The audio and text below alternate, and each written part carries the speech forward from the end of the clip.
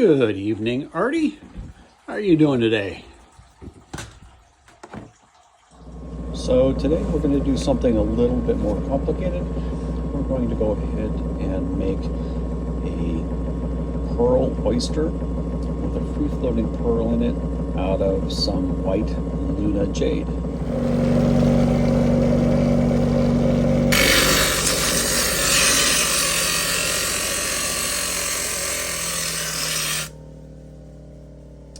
Okay, so we've got the piece kind of roughed out, basic oyster shell, clam shell shape.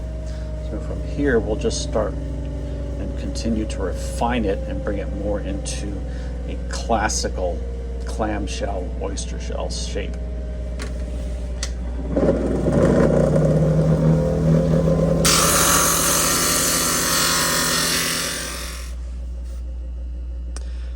So we've got the basic shape of a oyster clamshell type thing. I'll continue to refine it a little bit, and then we're going to start actually working on the pearl itself. So that's going to be the hardest part, and it'll also take the longest. I do most of my stuff on this high-tech slant-faced one. It works best for how I do my work because I do most of mine sitting down, so having it facing me is easier than trying to work from the top down. It's done very well for me. I probably put it through a lot more stress than it was intended to, so I can recommend this item for your jade carving. Okay, so I've marked out the rough sketch of the size of the pearl and the basic outlines of the oyster shell. So now the hard part is going in and creating the pearl such that it is larger than the actual opening is. So I will keep you posted and show you how things proceed to the next step. Okay, so continuing to shape and refine it, working on the actual outer edge a little bit, getting rid of some of the sharper angles, and starting to define the thickness of the shell. And then I'll start working on the pearl a little bit deeper. Okay, so I'm at this point now. I've sort of started blocking off the pearl. You can see where the initial outline of my pearl was, but this pearl needs to be higher than this is. So what I've done is I've blocked off all of this material here, and I'm undermining in this direction here, as well as going deep down here and high up here. I want this thing to be large enough that it rattles around in here but doesn't fall out. So the next step is going to be to start moving this material back and this material back so that I can continue to work underneath it. Okay, so I've got the basic shape of the shell done. You can see that I've got the pearl area that I'm working on. Nice thing about a project like this is you can actually work on it from three sides.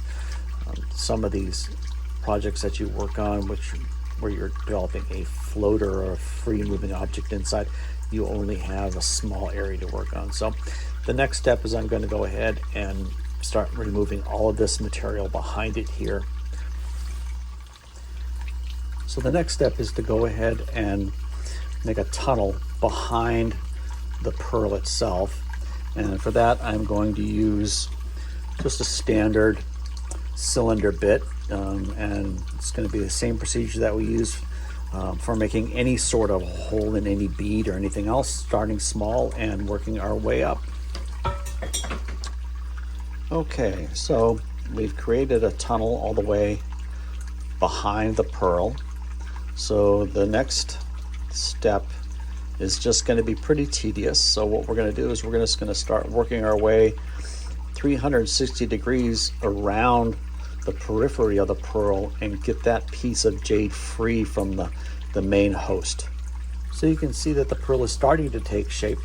One of the things that you want to make sure of is that you maintain a fairly good wall thickness all the way around.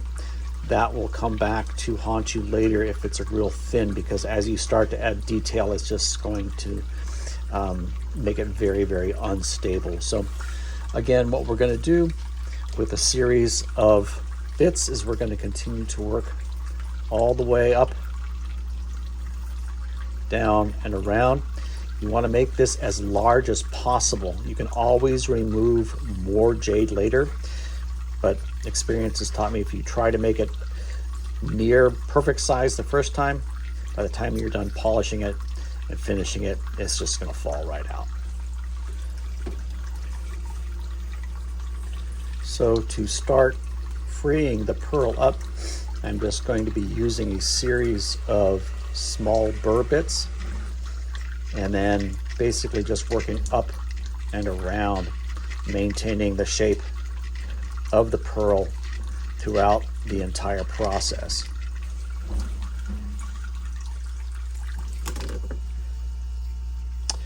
Okay, so we're a couple hours down the road, and you can see that the pearl is continuing to take shape. This is just a long, slow process. Remember that you have to keep in mind that the pearl has to be larger than the opening. So we're going to continue to work up and around and down so that this free floating piece of jade here can't slip out. So at this point, I've switched over to a flame tipped burr, and that's going to allow me to go ahead and start shaping this upwards like this.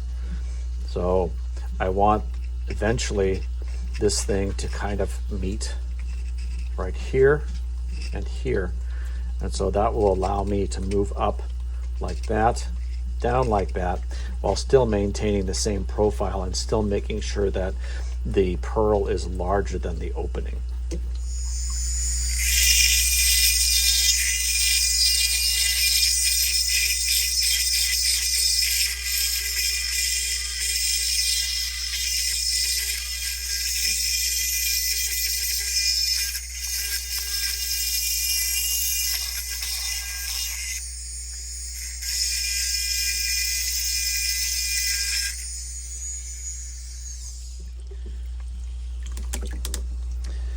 Okay, so it's been almost 2.5 hours now since I first started carving out this pearl here.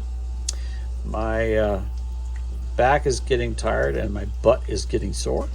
So I am going to take a break here for a couple of hours and then come back and continue to work on this.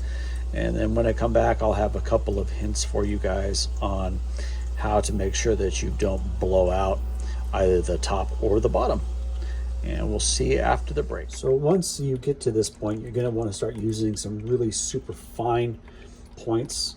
So I've got two 3/32 bits here, and you can kind of see just exactly how fine these are.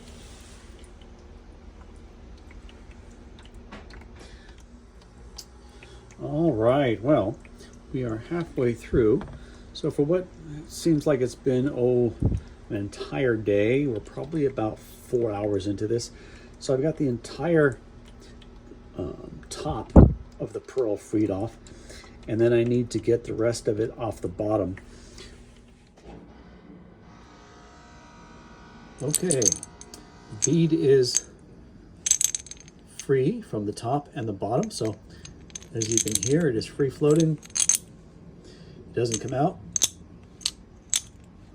So now all that's left is polishing everything up and putting the final design on the shell. So we'll see you in a little bit. Architecture.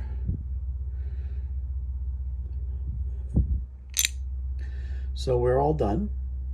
I've gone ahead and added some light clam-like details, oyster-like details with the ridges and the hinge on the back. The pearl itself is completely free floating, as you can see.